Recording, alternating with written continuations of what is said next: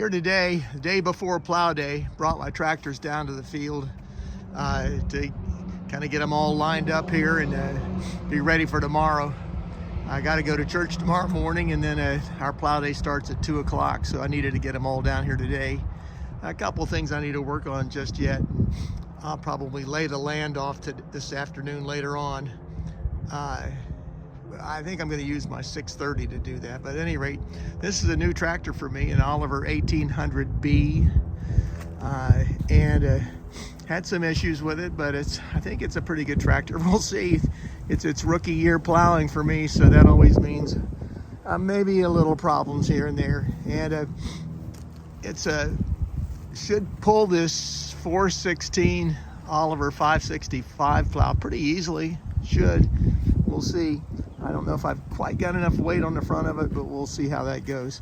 Anyway, like I said, it's a rookie, so we just have to get this worked out. Since I got this tractor, I've done a few things to it. I've rebuilt the seat, put a new steering wheel on it, got some sway blocks from a fellow out in Iowa, and fixed the hydraulics on it. I think they're working pretty well.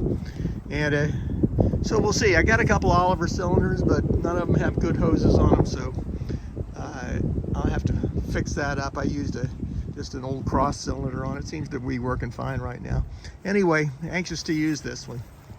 The next tractor I have out is an Oliver 70. I've not ever plowed with this down here, but I have plowed with it up above. And it's a good tractor. Finally got the steering where it's not so tight. It had a messed up steering gearbox.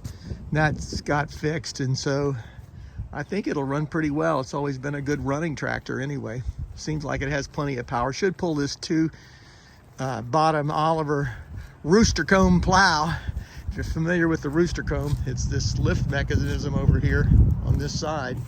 It drops down into these rollers at the bottom, as you see, and then it'll raise the plow up, and then to trip it, you just pull that. Basically, you pull this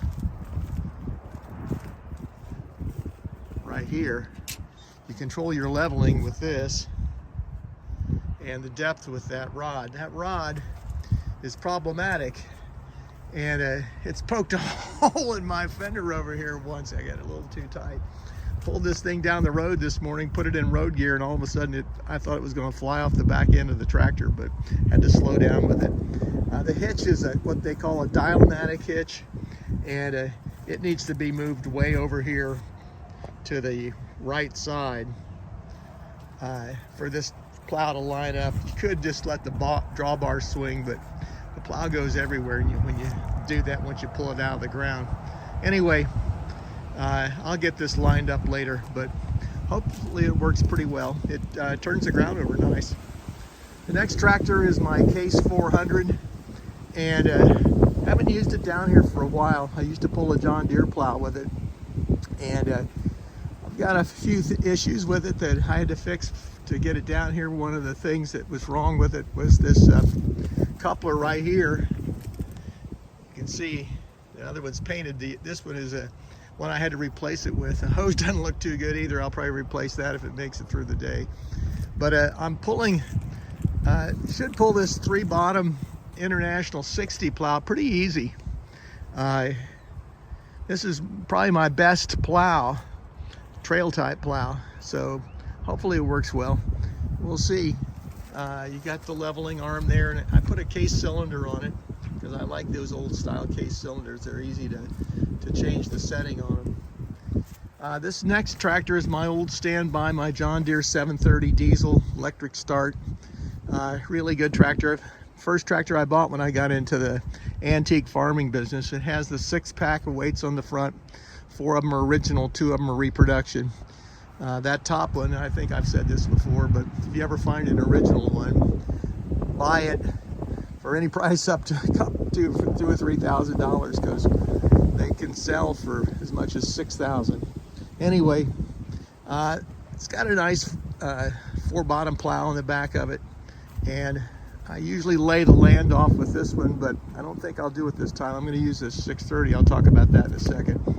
But this is the John Deere only really made this, I think, in late 58 through 59 and very early 60. They made this tractor in Mexico and Argentina as well for a number of years after that, I think up until year 70, and then they quit making it. But in terms of U.S. sales, this tractor was replaced with a new generation. So can you imagine, you bought this tractor new in 59, late 59, and in 1960 they come out with a John Deere 4010, which replaced this tractor.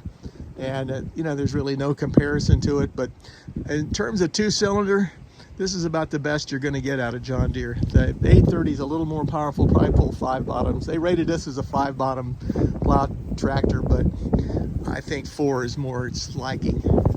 The last tractor here for me is my John Deere 630.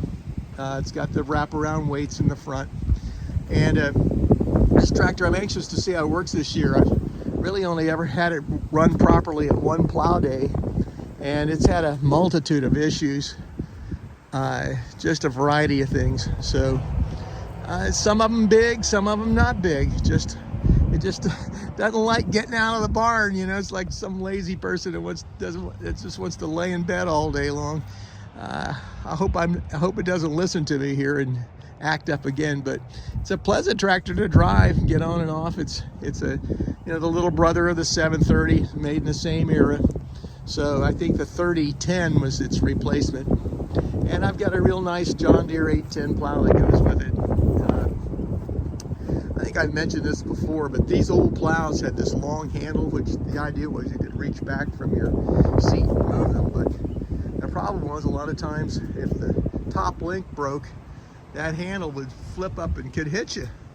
And so they shortened the handle on the more modern, on the newer plows. But a good plow. One of the things that I have on my plows, most of them anyway, are these weed hooks. And as you can see here, the guy that farms this field, I own this field, but I actually rent it out to a fellow.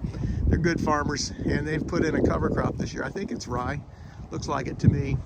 And so I don't know if these weed hooks are going to help with that or not. It should cover fine with any plow. It's not that thick, but we'll see. Anyway, it's the idea that it keeps the trash from getting up into the frame. So that's sort of the lineup here for me. There'll be others coming. I know there's a John Deere R that's coming, and another Oliver 70. In fact, he already brought his plows over here. He's got a little 2-bottom trip plow, John Deere, and then his Oliver plow he'll use with his 880. That's a beautiful tractor. So we'll really have 2 high-dollar, high-finish tractors here tomorrow. I think there's a Ferguson 90 coming, maybe a little Ford 8N. The fellow usually comes with it if it's running right. And there might be an F20 here tomorrow. We'll see. He's come in the past. So it's just kind of, it depends on who shows up. And I let people drive mine.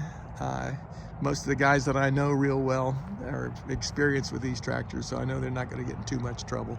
I know a few of them want to drive that 1800 down there, so I'll probably let them do that.